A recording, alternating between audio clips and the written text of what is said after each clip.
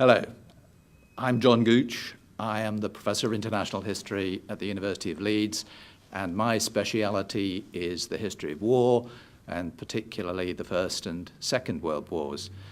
And today I'm going to talk about the First World War and about the Entente's role and development of its strategy and its actions during that war.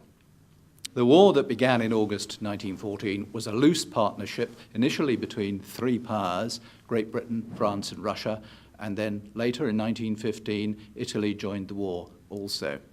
The first and in many ways the most important determinant of how the great powers acted and what they did was the question of what they were fighting for. Great Britain joined the war for four reasons. She wished to reduce the power and the threat of the German Navy. She also sought to take some of Germany's colonies away from her.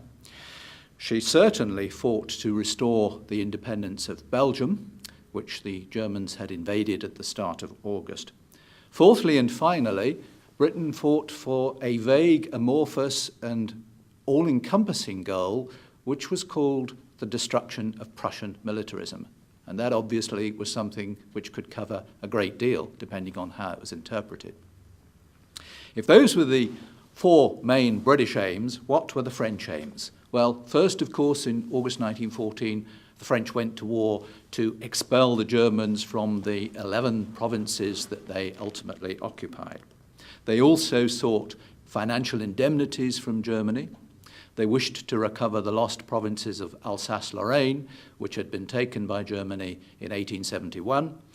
And finally, they too fought for the goal of the destruction of Prussian militarism, which they believed was the aggressive force that had caused the war to start in the first place. Over in the east, the Russian goals were far more obviously and directly territorial. The Russians fought against Austria-Hungary, and they wanted to gain Galicia, which then belonged to the Austrian Empire. From Germany, they wanted the Polish provinces that the Germans had taken in the 19th century. And they also fought against Turkey because they wished to gain their age-old objective, possession of Constantinople, the Straits, and therefore access to the Eastern Mediterranean. Now that in itself is a very wide array of objectives. What made it crucial was the agreement, the Pact of London, which was signed on the 5th of September 1914. By that pact, all the powers then in the war, Italy would not join until May 1915, but then she signed up. By that pact, those powers agreed that none would make a separate peace. That meant that everybody was fighting for everybody else's war aims as well as their own, and that alone determined that the war would be long, hard, and indeed bloody. The war was a contest of men and resources, and it was also a contest of willpower, of technical military ability, and of strategic decision-making. At the outcome, the decisions about where to fight and how to fight for Britain and France were made by the enemy. The Germans had invaded Belgium, they had invaded France, British troops went immediately to the aid of the French, but the first part of the war was determined by fending off the Germans and therefore trying to hold on to as much of France as possible. After the Battle of the Marne between the 3rd and the 9th of September 1914, in which the Germans failed in their gamble to try to encircle Paris, there then occurred a race between the two sides to try to outflank each other. That race ended in December 1914 with both sides at the Channel, and the war settled down in the west to its static phase. It was not yet, by the way, and would not become for at least a year, the complicated lines of trenches that we're very familiar with from television film. That was not to come for some while. But the war settled down, and for France, obviously, and also for Great Britain, the immediate purpose was then to expel the Germans. This determined France's military strategy for the next 2 years, 1915 and 1916. Under her commander, Marshal Joffre, tens of thousands of men were thrown against the solidifying German lines in 1915 and 1916 in a series of bloody battles which sought to eject the Germans from France.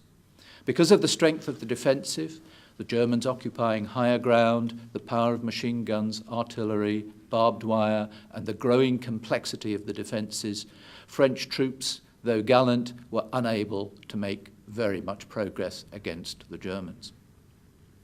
The British, too, were bound to assist the French, partly because of the agreement over war aims, but partly also, of course, because of the need to support their ally. But at Christmas 1914, people began to wonder whether already the war was not being bogged down by trench phenomena. And on Boxing Day, Colonel Maurice Hankey, who was Secretary to the Cabinet, an extremely influential figure behind the scenes, produced a memorandum in which he suggested that it might be possible to defeat the Germans, and therefore their ally, the Austro-Hungarians, by seeking a flank, by, as Lloyd George would put it, knocking a prop from underneath the enemy. This idea was to evolve into the Dardanelles campaign, a campaign which had two purposes. One, as I've said, to try to avoid what looked like the increasing deadlock on the Western Front. The other one, to bring help to the Russian ally, a partner whom the British and French could not directly reach and therefore could not directly sustain. The Dardanelles campaign, the war of the so-called Easterners, began on the 25th of April 1915 when the first Allied troops landed on the peninsula at Gallipoli. Within a matter of hours, they found themselves stuck at the base of sandy cliffs and facing a determined Turkish enemy. Very quickly, the British forces and the Australians and New Zealanders who fought alongside them found themselves stuck in conditions very similar to those on the Western Front. An attempt was made early in August to try to outflank the Turks, but it failed. The Dardanelles expedition, a strategic dream, which might have been possible had the technical capacity to carry it out existed, came to an end on the 8th of January 1916 when the last British troops were pulled off the peninsula. The attempt to outflank the Germans and Austrians had failed. Meanwhile, on the Western Front, a debate raged in 1915 between those who felt that the Germans were the main enemy and must be defeated and those who supported the Eastern Campaign. The greater part of British and, of course, French strength was directed at the Western Front. The battles of Neuve-Chapelle, which took place between the 10th and 13th of March 1915, of Festubert on the 9th of May 1915, and then of Loos on the 25th of September 1915, demonstrated that it was not going to be possible to break through the German lines, and more than that, that a long and costly campaign appeared to everyone to be in the offing.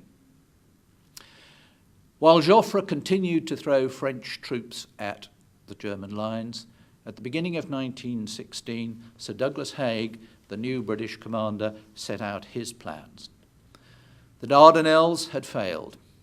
He believed that it was still possible to break through the German lines according to a staged conception of battle.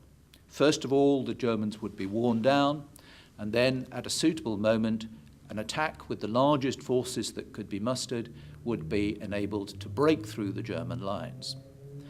This plan involved French troops participating in the initial wearing down battle before the British would then launch the main offensive in the summer of 1916. What destroyed this conception was the German move in February of 1916 to launch the Battle of Verdun. French armies were caught up in this battle. They bled in their tens of thousands trying to defend the city of Verdun. And when the battle ended in the autumn of 1916, French forces were almost exhausted. This meant that Haig had to launch the well-known Somme campaign without the preliminaries that he had hoped for and expected. The campaign began on the 1st of July 1916, and on the first day, British forces suffered 57,470 casualties, 20,000 of whom died. It was the worst day in British military history. Haig continued to think through the month of July that it would be possible to get through the German lines, but by the 2nd of August, General Headquarters had accepted that the British were still in the wearing out phase, and the battle rolled on through August and September, October, until early in November it wound down. No significant progress had been made. The conditions of war that faced the Allies in 1917 were in some senses good, but in one sense bad. Over the winter of 1916-1917, German forces had retreated to the so-called Hindenburg Line. They were now in a yet stronger defensive position that the Allies had to break through.